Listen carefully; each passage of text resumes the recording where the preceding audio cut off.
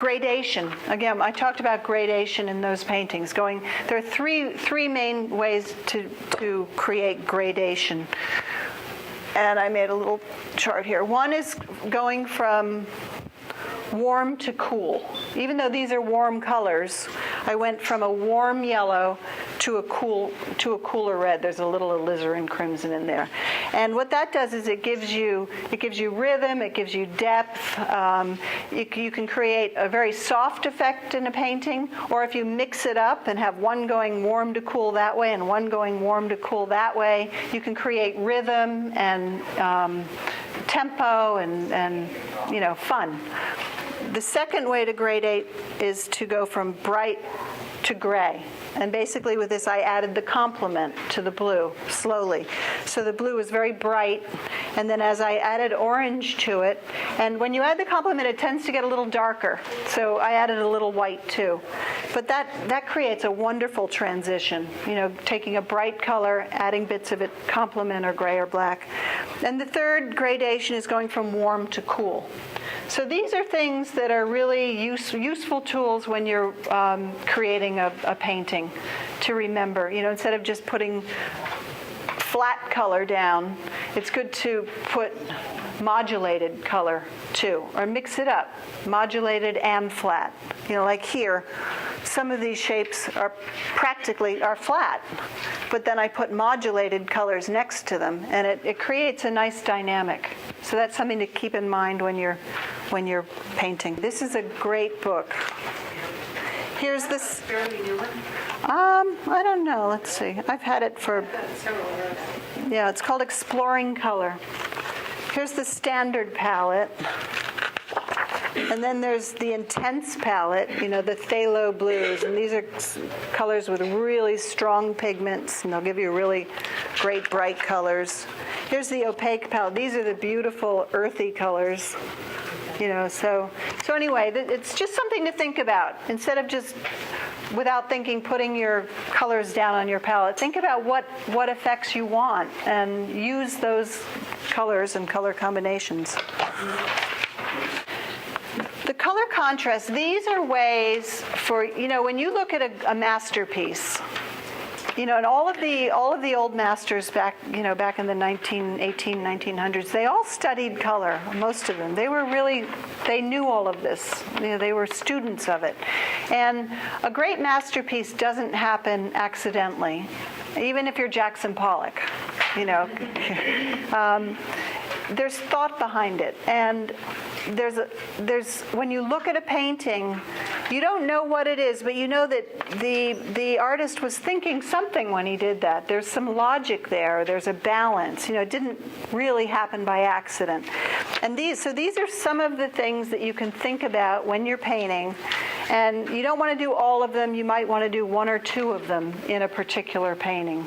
But they're just, again, tools so that you can be intentional when you're working. So if you want, you can just, pick the pure hues, red, yellow, blue, green, and just create a painting with it. You get the nice contrast, black and white. It's simple, it's lively.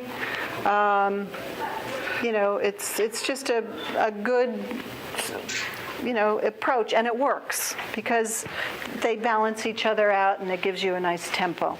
So that's called pure hue contrast.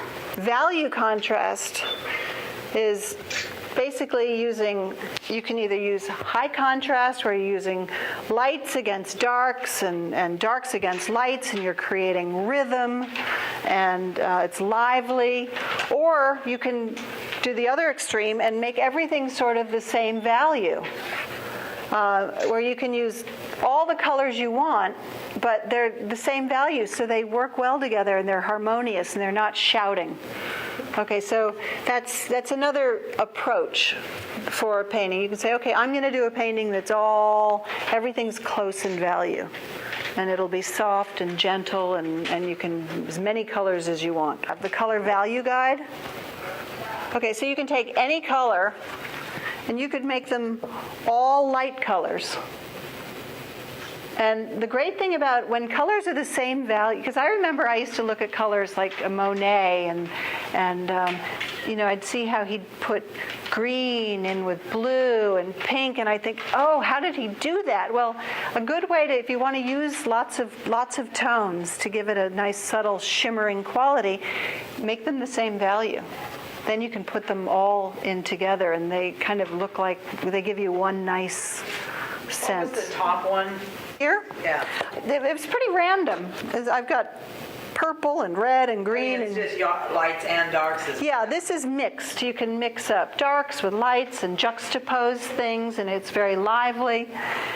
Or another thing you could do if you're painting a landscape and you have the foreground, the middle ground, and the background, you can make the foreground high contrast, very lively, and then as you go back into the distance, make the values more similar. But you can still have lots of colors. Just keep the values the same. Okay, so that's a really good contrast. Using colors that are close to each other, but one cool and warm. Mix that up, and you could, again, like this, you can make it dramatic. Really cool colors and warm colors like red and green, or you can make it subtle, which I love the way these work together.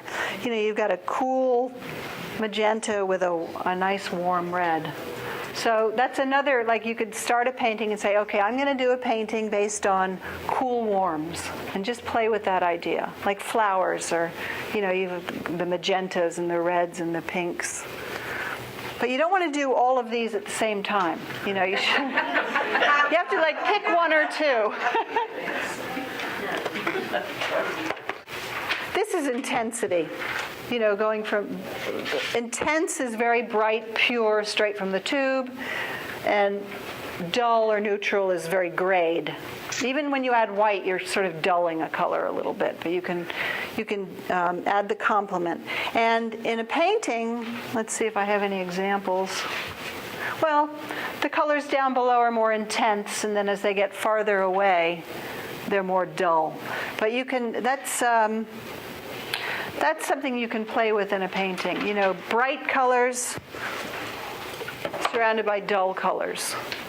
And you could have all dull with one jewel, or you could have lots of bright, beautiful jewels but if you have too much bright color, the eye, it'll be kind of hard to look at. So you want to add some less intense colors.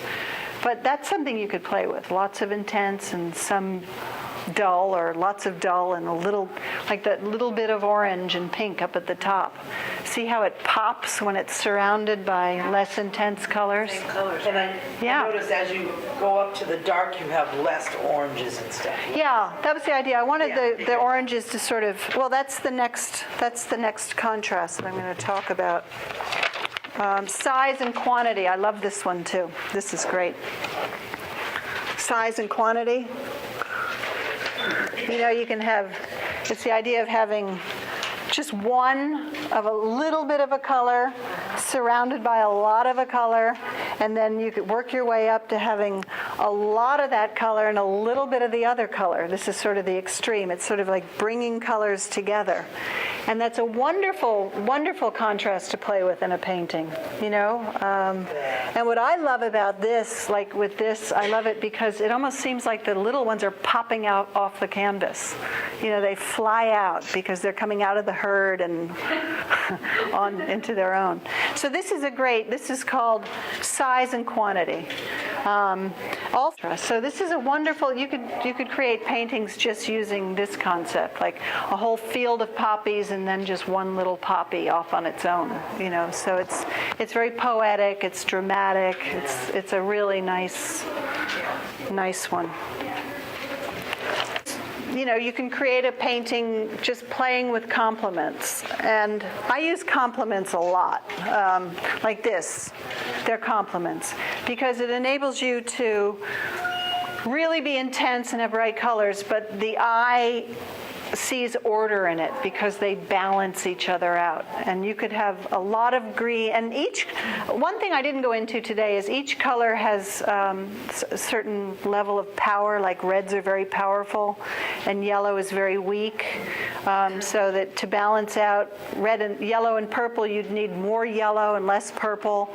With red and green, they're perfectly balanced, so you have about the same amount. But you can have a little bit of red and a lot of green. It's just a wonderful thing to play with, complements. And the brain likes it, because again, it brings it all back to harmony.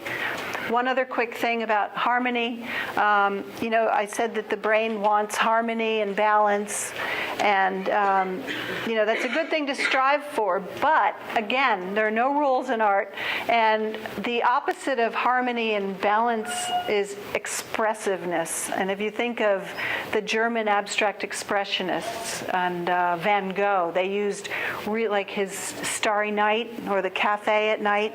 He used really weird colors, and they weren't in harmony, but they were expressive. So you can do it. It's just knowing. It's your choice if you want to be expressive, or if you want something that's pretty in harmony and makes everyone feel good, and will sell in galleries. Galleries, I think people love harmony. They want to wake up in the morning and look at it and feel good. And it's pretty simple. It's just basically the colors you use affect each other dramatically. Like you'll see with the red, it looks very bright and light, especially if you look at it on its own. And bright and light surrounded by black. But if you look at it surrounded by a pale pink, it looks dark. So that's another sort of contrast. It's called simultaneous contrast. It just means be aware of what colors you're putting next to each other. Like someone was saying, that color, that orange just doesn't look bright. Why can't I make it look bright? Well, it's because you have it next to a red, But if you put it next to a blue, and if it's a dark orange, if you put it next to a light blue, then the orange would sing.